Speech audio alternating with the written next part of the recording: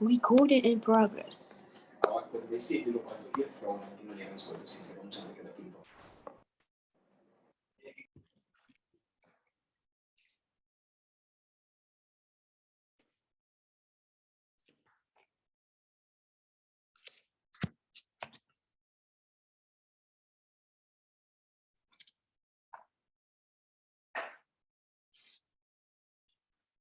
Okay. Good morning.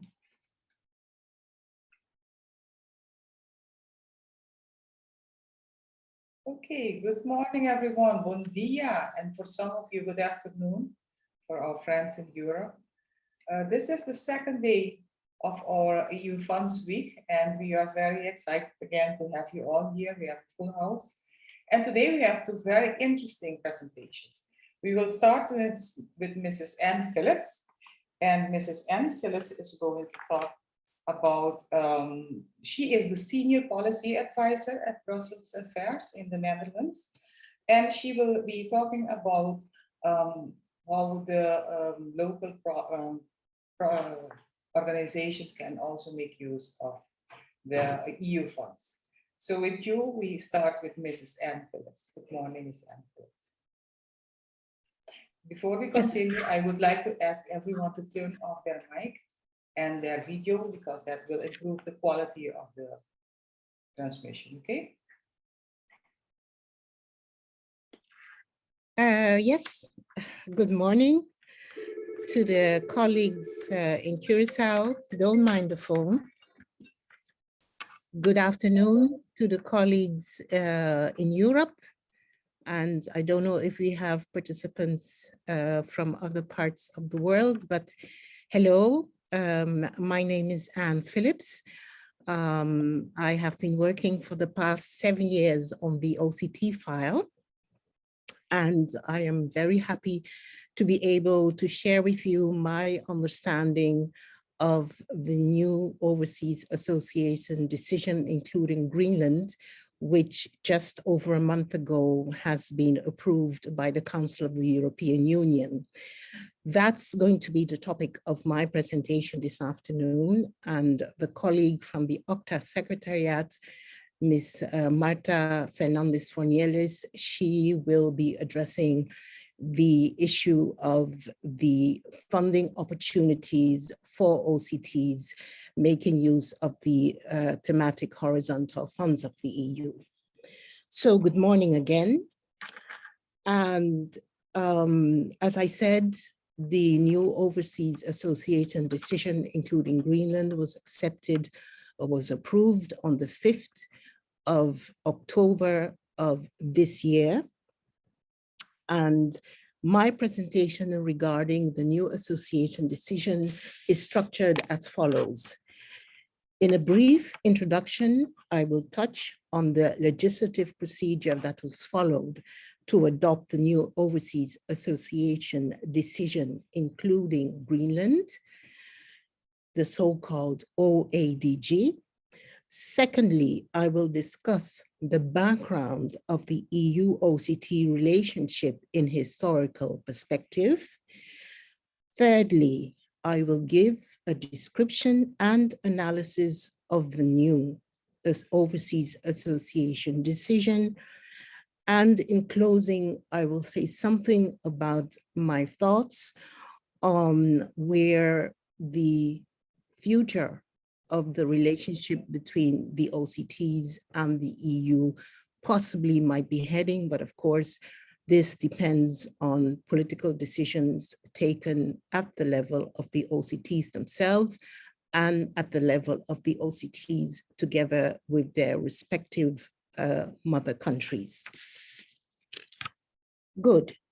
The procedure to repeal the Overseas Association decision and to replace it with a new instrument began in June 2018, when the European Commission presented a proposal for a council decision on the association of the overseas countries and territories with the European Union, including relations between the European Union on the one hand and Greenland and the Kingdom of Denmark on the other.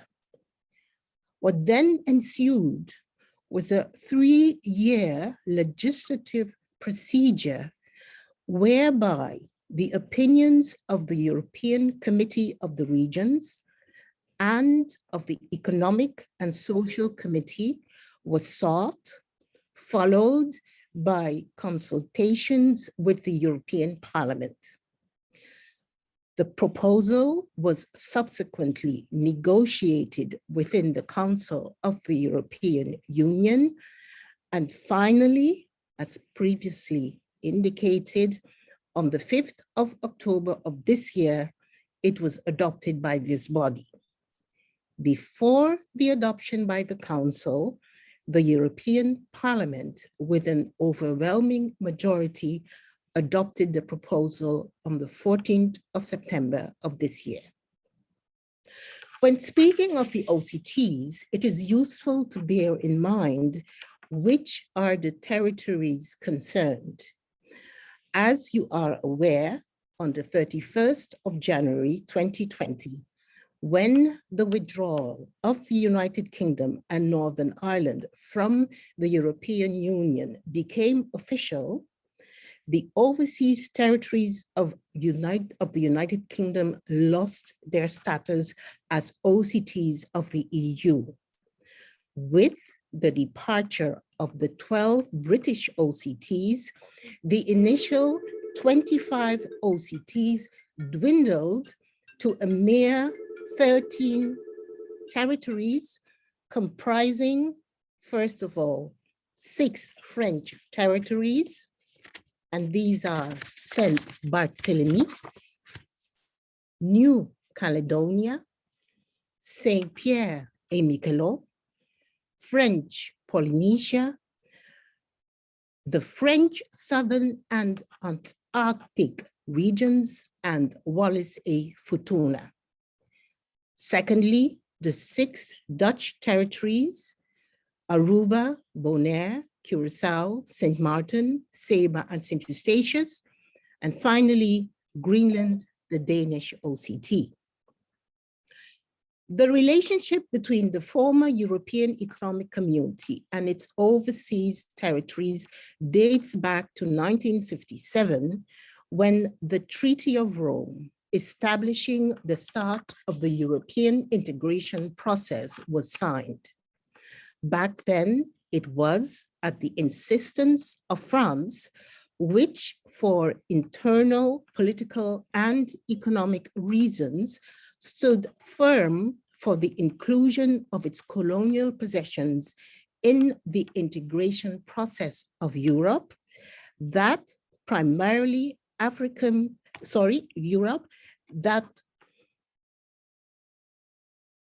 whereby primarily African territories became associated with the EU.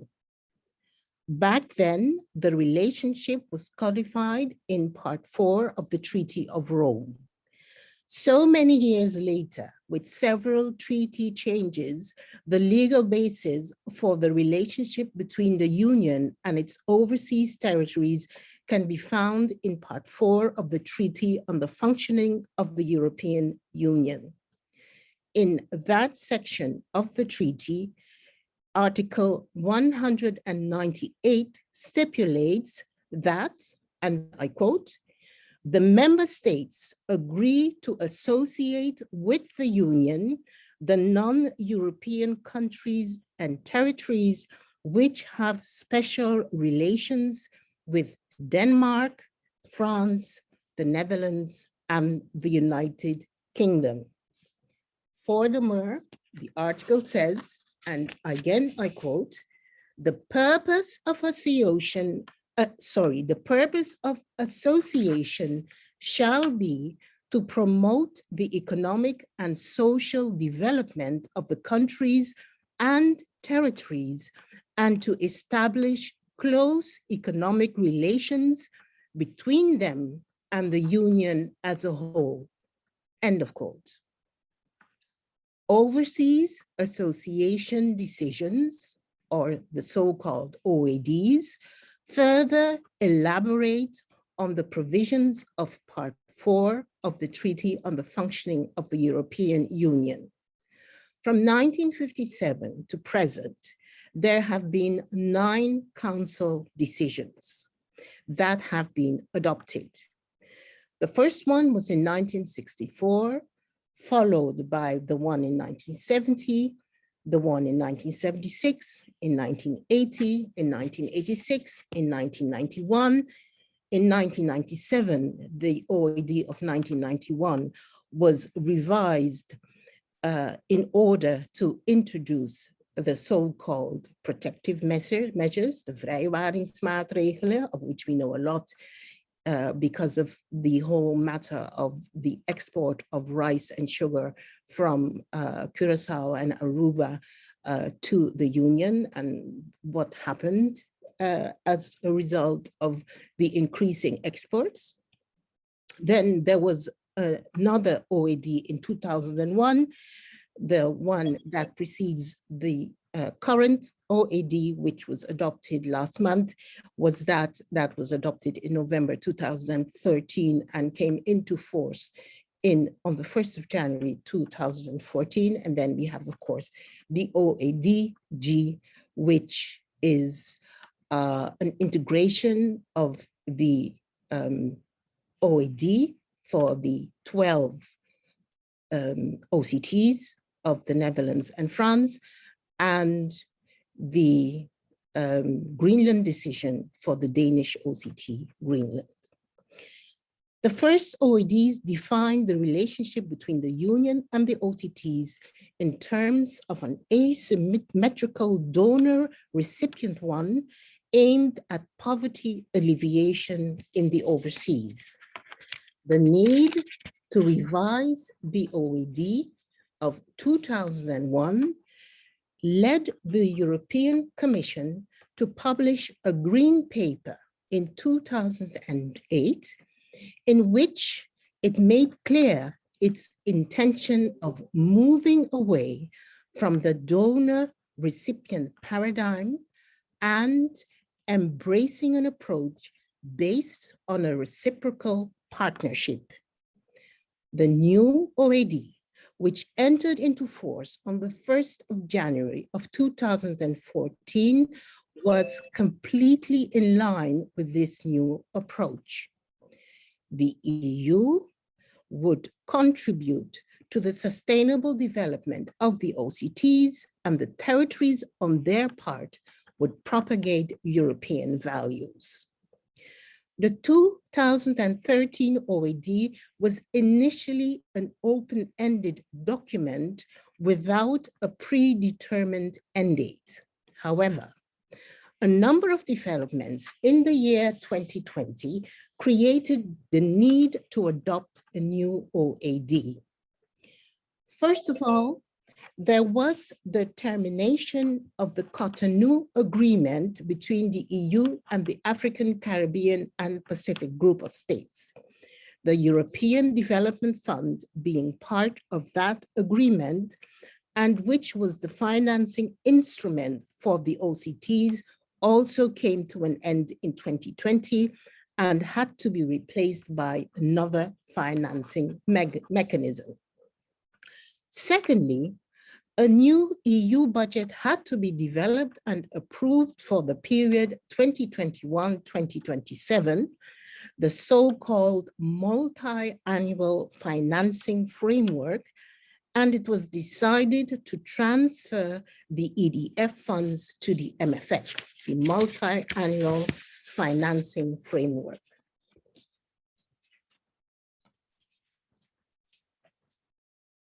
And then, of course, there was the withdrawal of the UK from the EU, the so-called Brexit, with, as a result, the departure of 12 British overseas territories.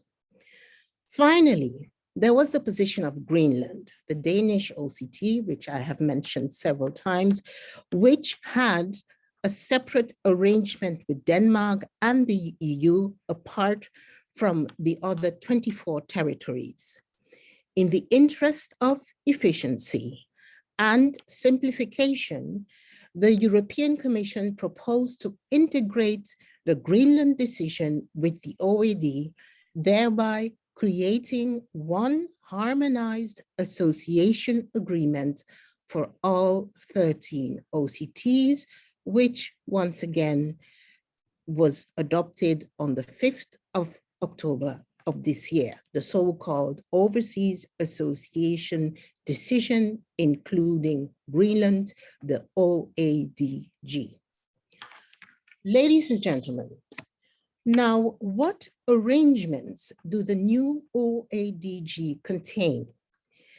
It is important to remark that from the outset, the member states of the European Union with OCTs had indicated that they wanted to maintain as much as possible of the structure and content of the old OAD. Therefore, the OADG, the new arrangement, is in many ways similar to the old OAD. There are provisions for the political dialogue with the Commission, the member states and the OCTs. There are provisions for trade, and there are provisions for collaboration. The OADG can best be described as an agenda for the sustainable development of the OCTs. By way of the OADG, the Union commits to promote the sustainable development of the overseas territories by strengthening their competitiveness, reducing their vulnerability to internal and external shocks, and by encouraging them to collaborate with other territories in their respective regions. As I said earlier, the OADG is an agenda for the sustainable development of the OCTs.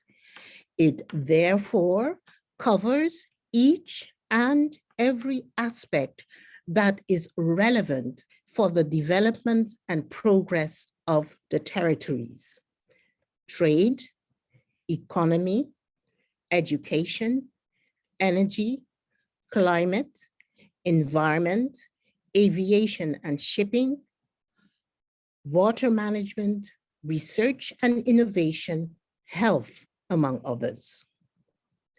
On all of the aforementioned policy areas, the association decision formulates objectives which are to be met in collaboration between the Union and the OCTs, and of course, here and there, the member states. For example, in the area of public health, the target is to decrease the incidence of communicable and non-communicable diseases, for example, cancer and obesity, and the enlargement of the know-how of the OCTs in the area of public health. Regarding aviation, for example, the aim is to support the territories in the adoption and application of international aviation safety standards. Crucial to mention are the provisions for trade contained within the OADG. The aim of working together in this area is to strengthen the collaboration between the OCTs and the Union in trade matters, and to promote the integration of the overseas territories into world trade. All of which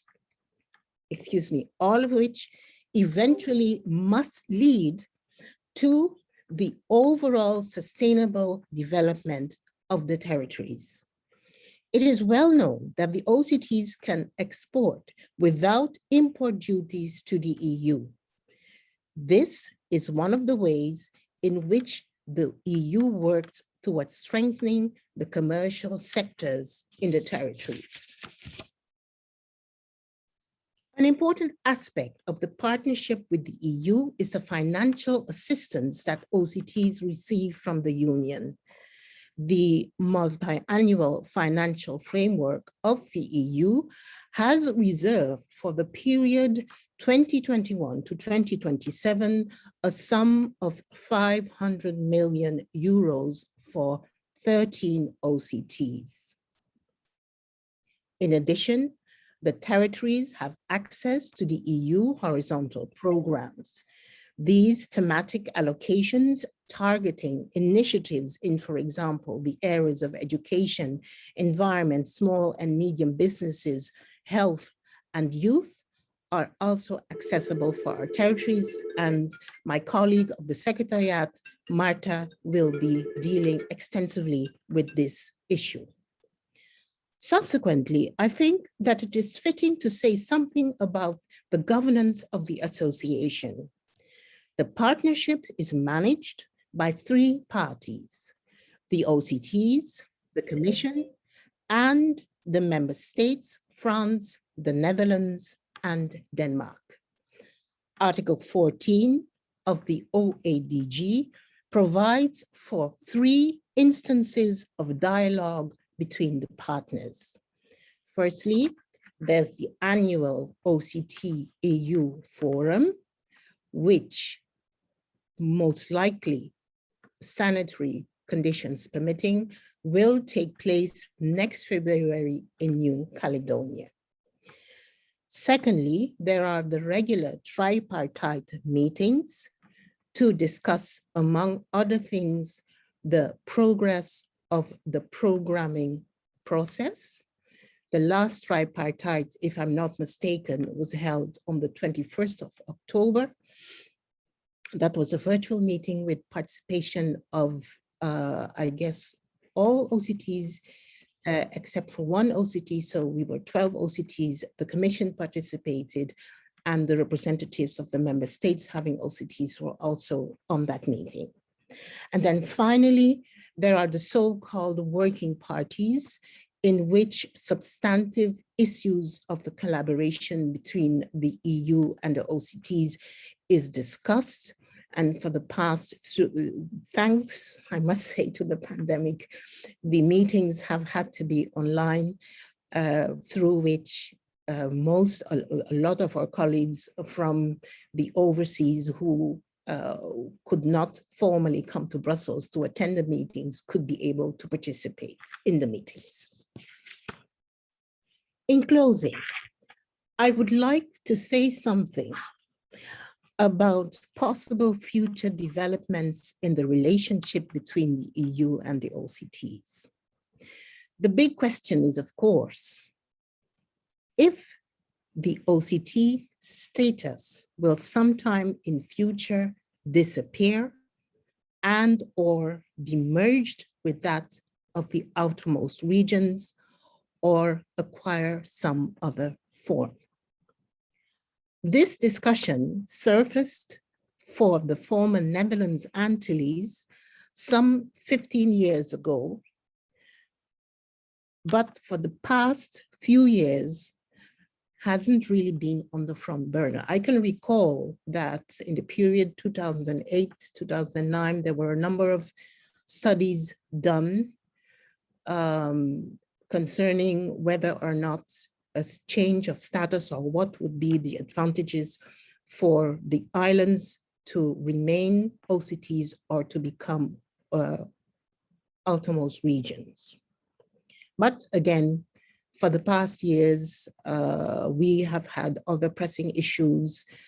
And even though when in 2010, at the dissolution of the Netherlands Antilles, it was agreed that Bonaire, Saba, and St. Eustatius would, for the coming 5 years, so until 2015, remain as OCTs, and that after the first 5 years, an evaluation would be done and would be seen what would be their status in relationship to the EU. Nothing really has happened in the sense of changing the status, and we are still all OCTs. Let me say that both statuses have their advantages and disadvantages.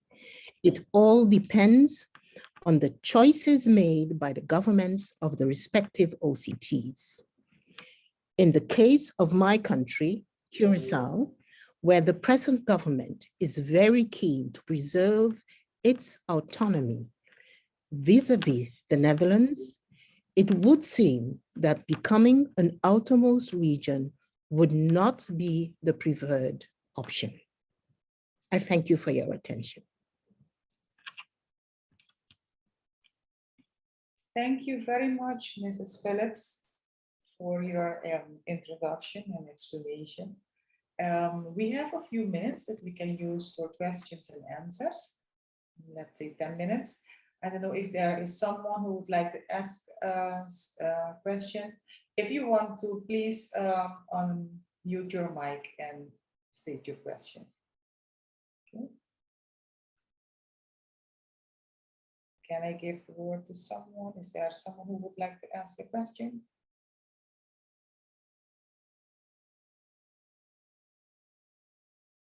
Let's see.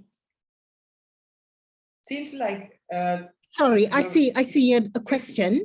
Okay. Yes, I see a question from Hasina Bernardina Adams. Okay, Hassan. And it's directed to everyone. It says, doesn't OCT, can an OCT apply for support regarding negotiation and transport, shipment of food, health items, and of the primary survival? The transport, shipment to the OCTs and for the whole world are rising exponentially, making products so expensive, the level of poverty also rises. What can we do from the EU platform? If I may, please. The assistance that the OCTs get from the European Union, that assistance is given in three forms, at least until the 11th EDF. It was given, and I suppose for the period 2021-2027 in the MFF, it will be given in the form of bilateral territorial aid. It will be given in the form of funds for regional integration, regional cooperation. And thirdly, it will be given in the form of intra-regional collaboration. Now, the question that Mrs. Bernardina Adams has asked is a question that can be answered both from the perspective of the territorial envelope, as well as from the perspective of the regional collaboration or even the intra-regional collaboration.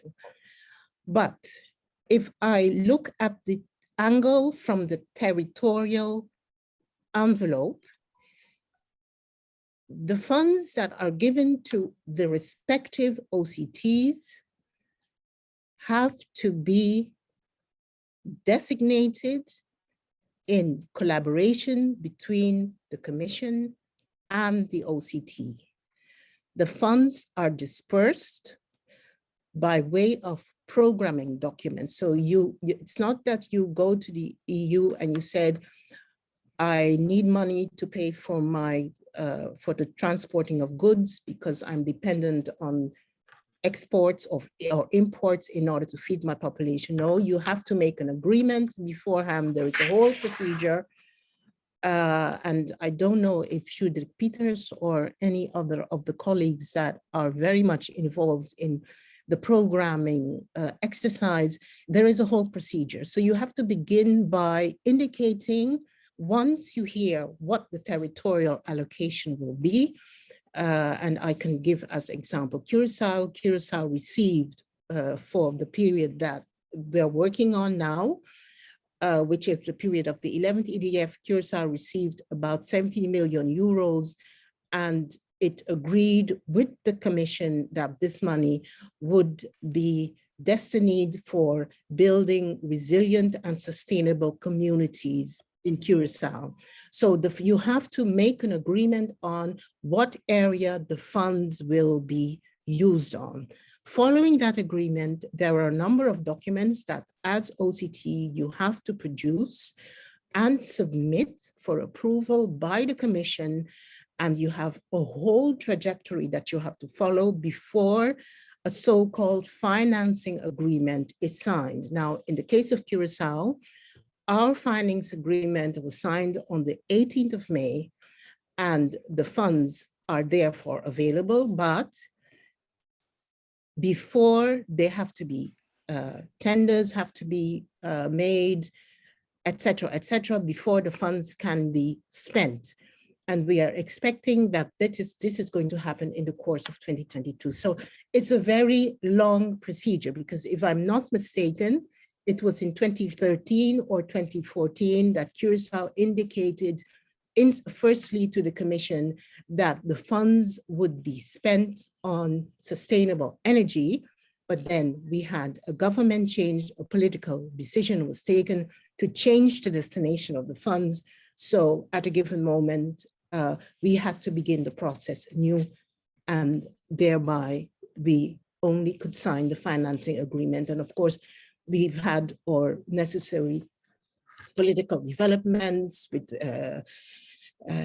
elections and et cetera, and that all added up to delays in signing the financing agreement. So it is very much what you agree with the EU, what you agree in the area of the regional collaboration with the OCTs in the Caribbean, and what you agree in terms of the intra-regional collaboration with all 13 OCTs.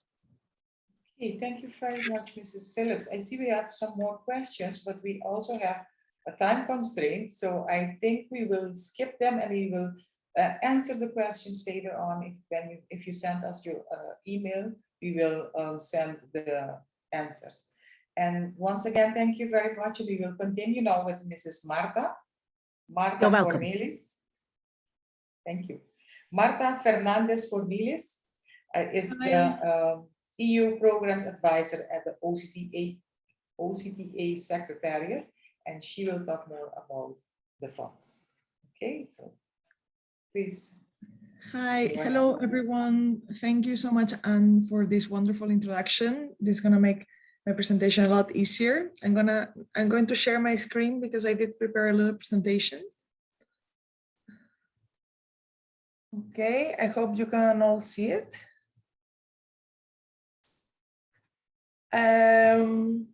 Okay, if there are no complaints, I assume yes. So my name is Marta Fernández. I work for OCTA since May 2019 as EU Programs Advisors. I'm here today to tell you a bit of what opportunities are available for OCTs beyond the EDF, so beyond the European Development Fund that Mrs. Phillips mentioned during her presentation, because thanks to the Overseas Association decision, OCTs are eligible to EU programs, what is known as EU programs, and we will see together what that entails. So in my presentation, I included the map that we created last year, just a visual representation of the OCTs. I think it's very interesting to see the fact that you are from all around the world, quite everyone. The thing in common is that you are very far away from the continental Europe. So it's very interesting to see how at the end of the day, you share more than you have in difference. Even if you can have different historical backgrounds and connections to Europe. So what brought us here? This is the Overseas Association decision, including Greenland, the new one.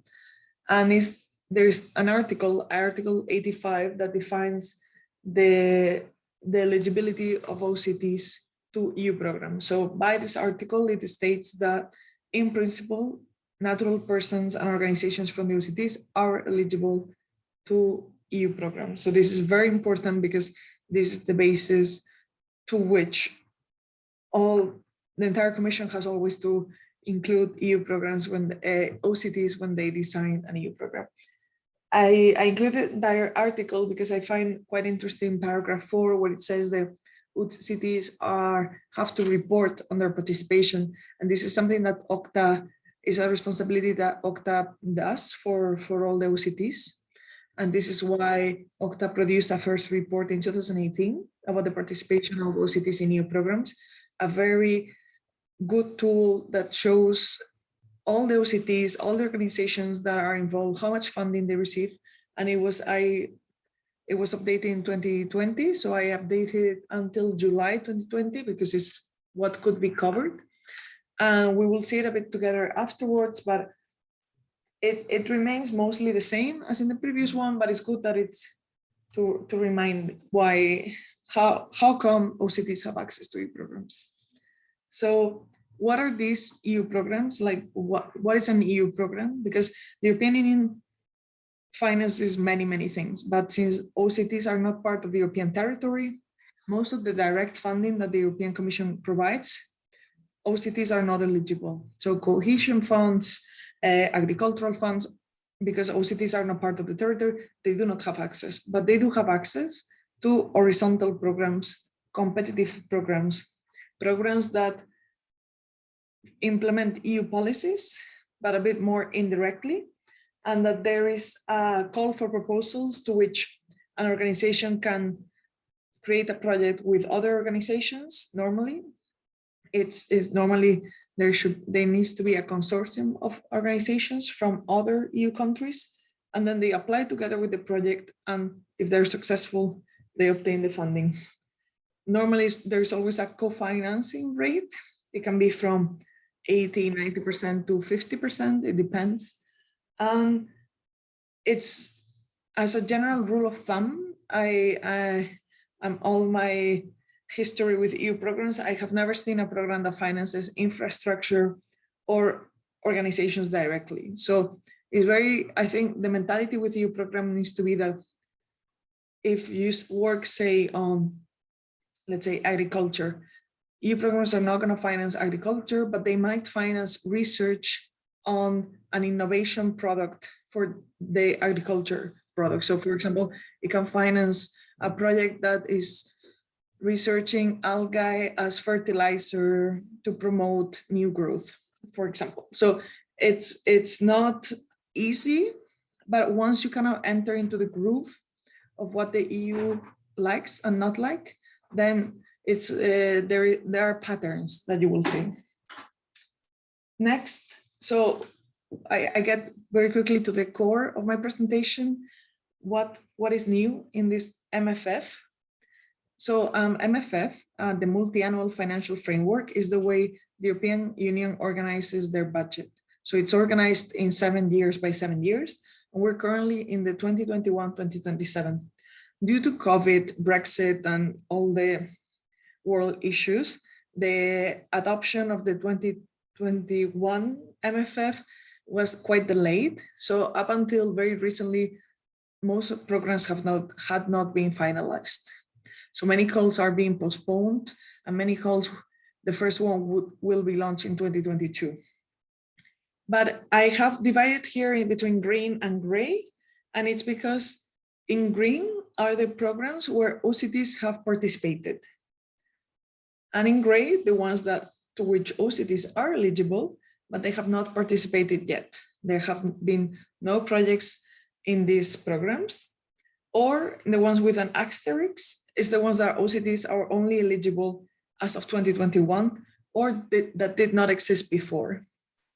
In the case of the last one, the European Maritime and Fisheries Fund, I put it with a double asterisk because it's the one program where I find that, yes, the Commission does indicate that OCTs are eligible, but because all the calls are regional focused, the OCT oceans are not, so the oceans that have OCTs in them, so it would be like the Caribbean Sea or the Pacific Ocean or the Arctic, are never included. So that's why I have never been able to see a call where OCTs were eligible to this maritime fund. But for the rest, I'm very happy that since last week I've been able to include the Citizens Equality, Rights and Values program, because there has been a new project selected. I will explain it a little bit after. But yeah, we have Erasmus, very well known, Horizon Europe, the research program, huge program, very high level research, but there are opportunities for many different actors. So in some programs, it's better to not aim to be coordinate a project from the very beginning. So if there's a consortium that joins to apply with a common project, let's say this fertilizer thing, it's better to join a consortium and be a partner and kind of piggyback on the expertise of other institutions in order to build your own expertise and to learn about the reporting, the budgeting, the demands of the European Commission, so on, to then also use this expertise to then build a new project. So that would be the Horizon Europe, but then there's Single Market Program, which is the one for businesses and small and medium enterprises. The European Solidarity Corps, which is connected to Erasmus, and also Curaçao is quite active. The BEST program, which is this voluntary scheme for biodiversity and ecosystem services in territories of the European overseas. So this one is a dedicated program for the overseas countries and territories and the outermost regions, and OCTs have been very successful in it. And we're happy to say that this is being relaunched and it's going to continue as of next year. But there was a last call in November, so there's now working on that one, but we're looking forward to the next calls. Then the Citizens Equality CERB, we can call it CERB. And lastly, Interreg, which I put a little bit different because Interreg is interregional cooperation, because OCTs are not European regions. They're not eligible on their own. However, for the Caribbean OCTs, since they have outermost regions neighbors to the French outermost regions that are in the Caribbean, the Dutch OCTs would be eligible to projects with the French outermost regions. And I think there is history of participation. So it will have to be projects led by them, but they're very interesting projects of regional cooperation. Then in the gray column, Creative Europe is for culture, no participation from OCTs. However, we're very, very happy to have now Archipel EU, which I will mention a bit later. And you have a presentation later today if you want to learn all about it. Then Connecting Europe Facility, Digital Europe, European Social Fund, LIFE, EU for Health, European Bauhaus, the Justice Program, and the Maritime and Fisheries Fund. These are all programs to which OCTs are eligible. They can design projects and apply, but they all have their different requirements and calls for proposals. So it's always a good idea to check what has happened in the past and prepare for the upcoming calls following the past calls. Not a lot has evolved since the previous one, 2014, 2020, sorry. Not a lot has evolved. However, it's good news that Erasmus is now has doubled the funding to disseminate. However, for the others, it's more or less the same. So not a lot of movement, unfortunately. Well, as you all know, due to Brexit, the European Union did lose quite a lot of funding. So there have been cuts everywhere. So it's already good news that they have been able to maintain budget. I also wanted to, since we have these reports that have researched the participation of OCTs in EU programs, I wanted to share with you the specific data for Curaçao, because I think it's always nice to know exactly what is happening already and kind of go from there, because I think there's quite a lot of expertise already in land. So this is what happened in July 2020 and in 2018. We have those two reports, and you can see that the increase in Erasmus going in Curaçao, there were 7 projects up to 2018. And two years later, or like 1.5 years later, there were 22 projects in Curaçao, and one new organization taking place, organizing their own projects. So indeed, quite a significant increase in such a short amount of time. Only from Erasmus, Curaçao received almost 900,000 euros. So that's very good news compared to the previous 300, almost 50,000 euros that went to Curaçao. And then we see the new inclusion of the European Solidarity Corps. I really like this data because European Solidarity Corps is a program that started in 2018. And we can see that 1.5 years later, Curaçao already had 3 projects in the European Solidarity Corps. So this is very interesting that they were, you have been able to join the program already since the beginning. And this program finances volunteers to come into the island. So there must be some European Solidarity Corps volunteering in Curaçao contributing to the development of the organizations they're working in. So, but I also took the time to research what has happened after the report was published. And so the report was only done until July 2020, because the calls that were published at the end of the year, the results had been available now. So I can tell you that before the end of the year, there were 7 new projects selected for Erasmus. 2 of them were coordinated by organizations from Curaçao.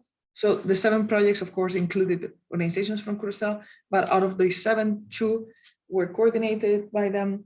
And we have a vet, learner, and staff mobility project coordinated by this organization that I'm going to aim to pronounce, Dienst op en Varescholen. I apologize for my non-existent Dutch, and a youth mobility project by Stichting Feliz Curaçao, both of them bringing around 50,000 euros.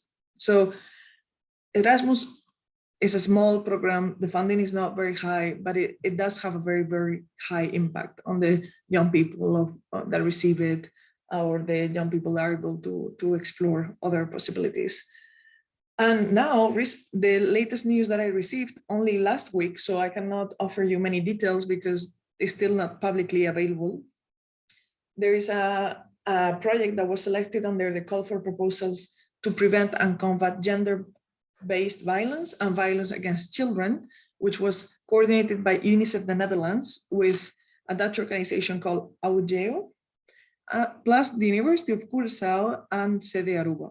So it's clearly a collaboration of Dutch entities. It was the first time they applied and they were successful. So it's indeed incredible news. And as soon as it's publicly available, we will post about it, because OCTA, the executive committee of OCTA agreed to join this project as associated partner.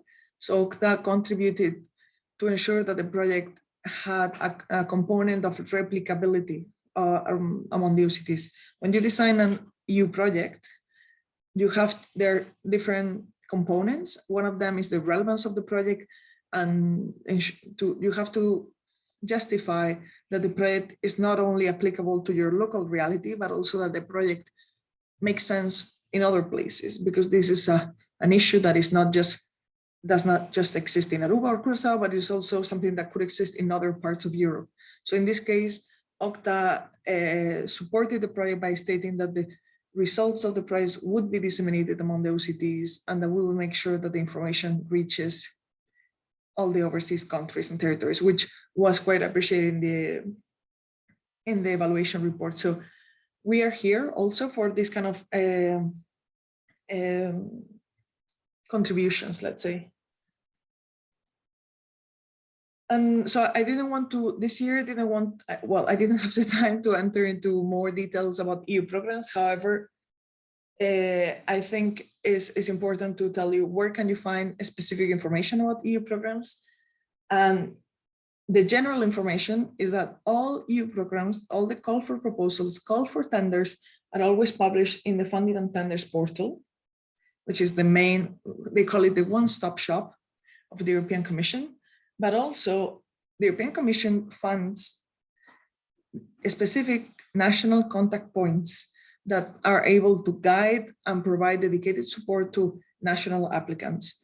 In the case of Curaçao, your national contact points would be the Dutch ones, as you access EU programs connected to your member state, in your case, the Netherlands. And you will have presentations during this week from the Erasmus Agency of the Netherlands. That would be the contact point for Erasmus, but there's also from the Creative Europe desk, that would be of the Netherlands, that would be the national contact point for Creative Europe of the Netherlands.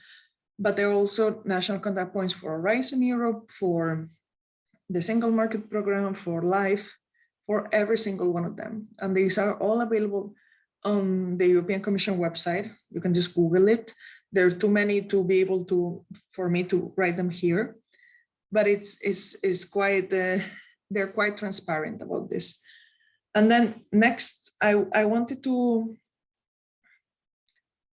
actually, I did a more specific slide about how OCTA, we're very happy that especially since the past 2 years, we've been able to increase the support that we provide to OCTs, because we have been able to involve ourselves more in specific activities.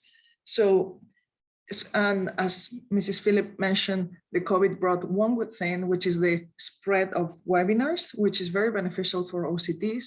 And we have been able to organize regular webinars where we invite speakers from the European Commission or specialists. And we try to record them all, and you can see them in our website.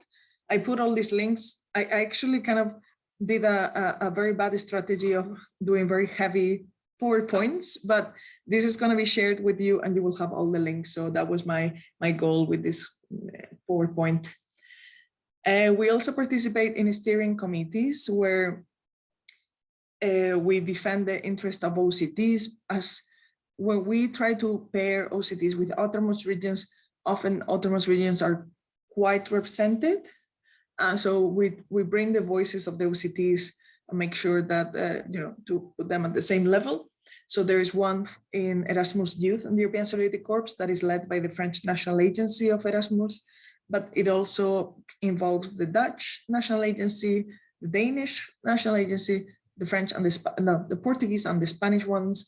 We already on the second edition of the Let's Rock webinar, which took place a month ago, and now next week a physical version where they're really going to promote projects led by overseas organizations. So they're promoting a more professionalization of the Erasmus Plus project. So because Erasmus Plus, even though the quantities are small, organizations are able to coordinate many projects. So eventually it becomes financially sustainable to coordinate or to participate in Erasmus Plus projects. So sometimes we look at Horizon because the funding is 1 million euros, 5 million euros, but sometimes it's just easier to become a specialist in Erasmus and touch many more people.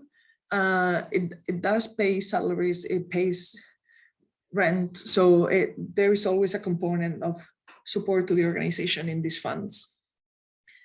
Again, in our website, which I link here, we have a section only for EU programs where we present all the information on why are they relevant for OCTs. Fourth, I included all our social media because we are trying our best to be very active on social media and public all our news and every information that we come across, as well as in our monthly newsletter. So I think they're very good resources.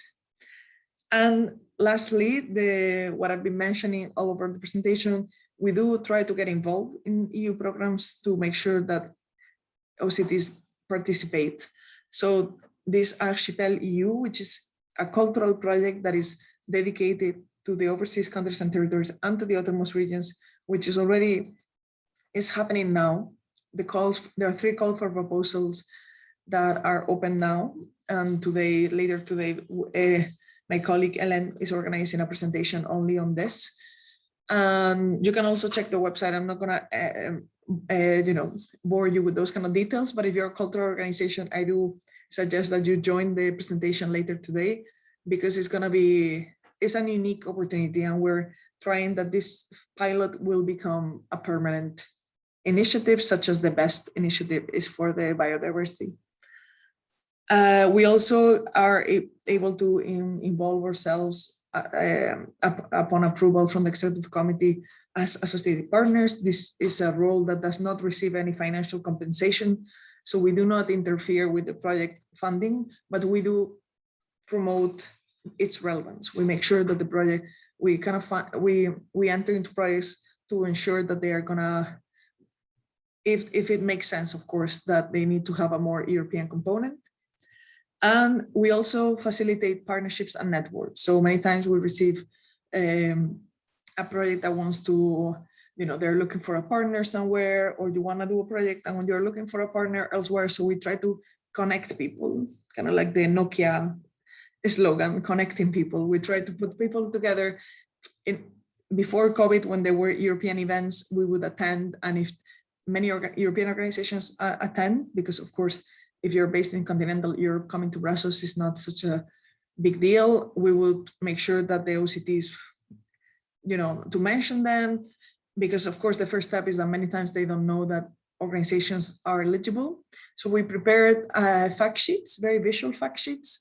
I'm very proud of that. Unfortunately, I have not been able to use them because we did them in 2020. So I'm looking forward to use them. And voilà, so that's a bit the kind of activities that OCTA does. And of course, we're always aiming to do more for the OCTs. And just a very last slide on, I think this is very interesting. Sometimes it's difficult to understand what kind of project can be eligible to EU funding, because it's not just to say, oh, I have this initiative that we will need funding for it. That rarely works, because the type of projects that can be submitted to EU programs are very specific. So it's a much easier approach, or maybe more difficult, but the right approach is to focus, to take a look at what projects have been selected in the past. So you can see those at the Erasmus Project Result Platform, on the Cordis EU Research Platform, COSME Data Hub, Creative Europe Results, and so on. And you can just check everything that has been funded in the past in any European region. Everything is publicly available. Everything is very transparent, all the funding that they received, the activities that took place. And you can see, and that might give you ideas of things that can also take place in the OCT, and you can give it a new angle and a new, updated project. And and maybe you can identify possible partners and things like this. So this is it's a very interesting resource. So you have all the links here, and this is it. I stop here because I don't want to take more of your time. Thank you very much for listening. I hope this made sense. Okay, thank you very much, Marta. Of course, it made a lot of sense. And we got all the information about where you can get further information. Always remember, you can also approach us at the EU Desk Curaçao. We can also give you information about where to go for more. Okay, we have to stop now because we have another part of the program, which will be about sustainable energy and marine biology. But that is another part, and you should have registered for that part of the program. Once again, I want to thank you both, and Phillips and Marta, for the very clear and nice introduction, and you inspire people to do more. So thank you very much. Okay. You're welcome. And thank you for the opportunity. Yes. Yes, thank you for the platform. Thank you so much. I will make sure to send you a presentation right now. Please, yes, we will send them to everyone that wants to receive it. Okay, so let's go to the next part of our EU Funds Week. Bye-bye. Bye. Goodbye. Have a nice day.